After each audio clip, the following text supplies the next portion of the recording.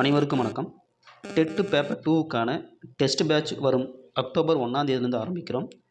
இந்த டெஸ்ட் பேட்சில் அனைத்து சப்ஜெக்ட்டுக்கான, அதாவது Tamil, English, maths, science, social science மற்றும் சைக்காலஜிக்கான முழு டெஸ்ட் பேட்ச்சு இந்த டெஸ்ட் பேட்சில் இருக்கும். இதில் பார்த்தீங்க அப்படின்னாக்கா மேக்ஸுக்கும் ப்ளஸ்ஸு சைக்காலஜிக்கும் உங்களுக்கு மெட்டீரியல் கொடுக்கப்படும். இந்த மெட்டீரியல் எப்படி இருக்கும் அப்படின்னாக்கா, முந்தைய தேர்வில் கேட்கப்பட்ட வினாக்களை நம்ம தொகுத்து அதுக்கு விரிவான விடைகளுடன் உங்களுக்கு கொடுக்கப்படும். இப்போ பார்த்தீங்க அப்படின்னாக்கா 2012லேருந்து இப்போ லாஸ்ட்டாக நடந்த 2022 வரைக்கும் உள்ள அனைத்து டெட்டு கொஷின் பேப்பர் கிட்டத்தட்ட ஒரு 900 கொஷின்ஸ் இருக்கும். இப்போ மேக்ஸ் எடுத்தீங்க அப்படின்னாக்கா ஒவ்வொரு கொஷின்ஸ்லையும் 30 கொஷின்ஸ் இருக்கும். அதே போல் சைக்காலஜி எடுத்திங்கனாக்கா ஒரு கொஷின்ஸில் ஒரு 30 கொஷின். இப்போ டோட்டலாக பார்த்தீங்கன்னாக்கா சைக்காலஜியில் ஒரு 900 கொஷின்ஸும், அதே போல் மேத்தமேட்டிக்ஸில் ஒரு 900 கொஷின்ஸ் இருக்குது. இந்த ஒவ்வொரு கொஷின்ஸுக்கும் நாம் ஆன்சர் வித் டீட்டெயில் ஆன்சரோட உங்களுக்கு கொடுக்கணும். இது மட்டுமே உங்களுக்கு சைக்காலஜி மற்றும் மேக்ஸ் ஒரு முழு மதிப்பெண் பெறுவதற்கு இது உங்களுக்கு மிகவும் சிறந்ததாக இருக்கும். டெஸ்ட் பார்த்தீங்க அப்படின்னாக்கா மொத்தமாக உங்களுக்கு 27 டெஸ்ட்டு வரும் அக்டோபர் 1லேருந்து. அந்த 27 டெஸ்ட்டில் 24 டெஸ்ட்டு அதாவது கிளாஸ் வைஸாக 6th 7th 8th 9th 10th 11th 12th அந்த சப்ஜெக்ட் அந்த கிளாஸ் வைஸாக உங்களுக்கு வரும்.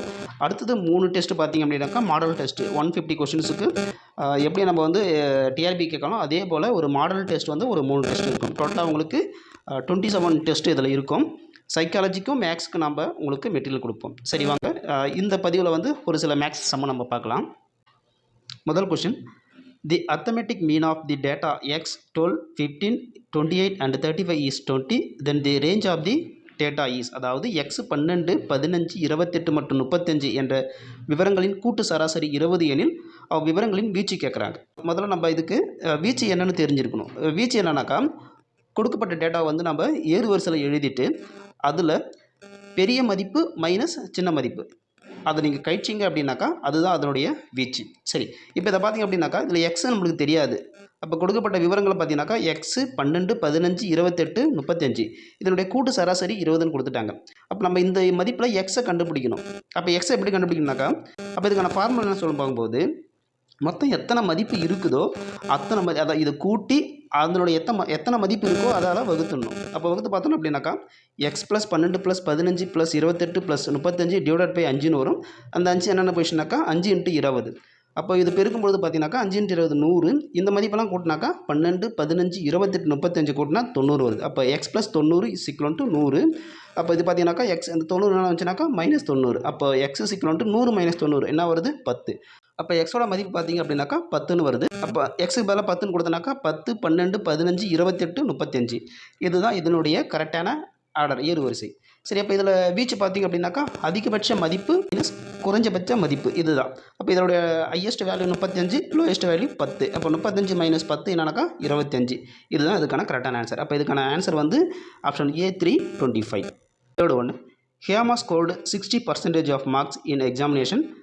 If her score was 360 marks, then they find the maximum marks of the examination. அதாவது ஹேமா ஒரு தேர்வில் 60% மதிப்பெண்களை பெற்றார்.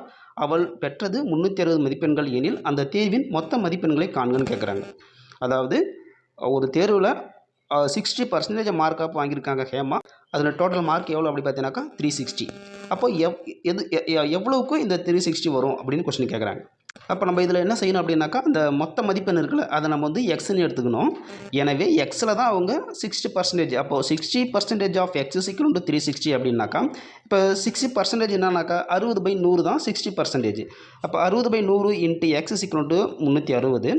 இப்போ இந்த 60/100 நம்ம கேன்சல் பண்ணோம் அப்படின்னாக்கா 3 20 60 5 20 100. அப்போ 3/5 இன்ட்டு எக்ஸ்ன்னு வரும்.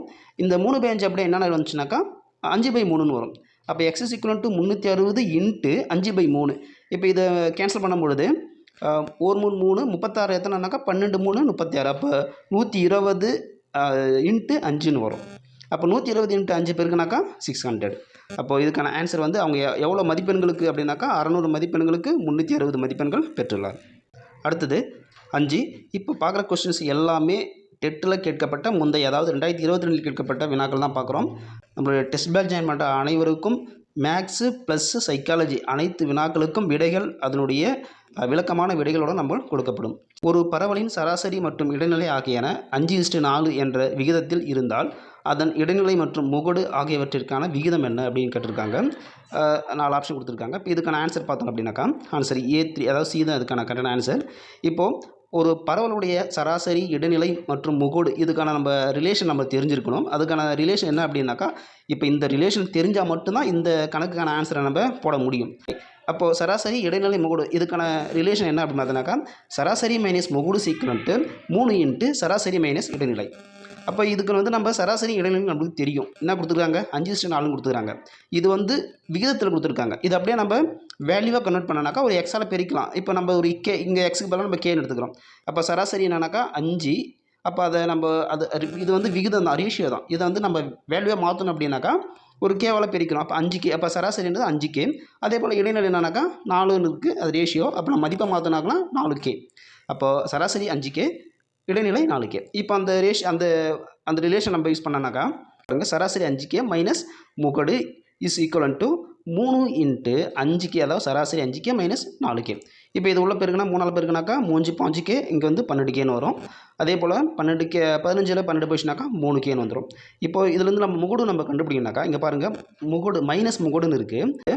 இந்த மைனஸ் என்ன போயிடும், அப்போ இங்கே மைனஸ் 3Kன்னு வரும், இங்கே ப்ளஸ் 5Kன்னு வந்துடும். அப்போ அதை தான் நம்ம இங்கே 5K மைனஸ் 3Kன்னு போட்டுக்கிறோம். அப்போ தேர்ஃபார் 5Kல 3K போச்சுன்னா 2K. அப்போ முகடு வந்து 2K. இடைநிலை மற்றும் முகடு கேட்குறாங்க.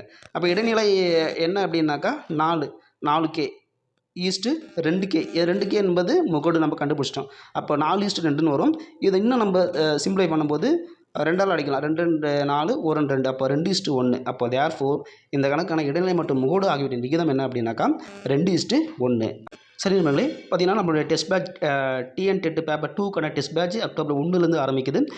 இதுக்கான மேக்ஸு ப்ளஸ் சைக்காலஜி மெட்டீரியல், அதாவது என்ன மெட்டீரியல் அப்படின்னாக்கா முந்தைய டெட்டில் கேட்கப்பட்ட அனைத்து வினாக்களும் கிட்டத்தட்ட பார்த்தீங்கன்னாக்கா ஒரு 900 கொஷின்ஸ் இருக்கும். இந்த 900 கொஷின்ஸை நீங்கள் சைக்காலஜியும் சரி மேக்ஸும் சரி ரெண்டுத்துலேயும் நீங்கள் அதை மட்டும் நீங்கள் ப்ரிப்பேர், அதாவது வித் டீட்டெயில் ஆன்சரோடு நீங்கள் ப்ரிப்பேர் பண்ணனாக்கா சைக்காலஜிலையும் மேக்ஸ்லேயும் நீங்கள் அந்த 60 மார்க்குக்கு கண்டிப்பாக வந்து ஒரு 50+ மார்க்காக வாங்குவீங்க.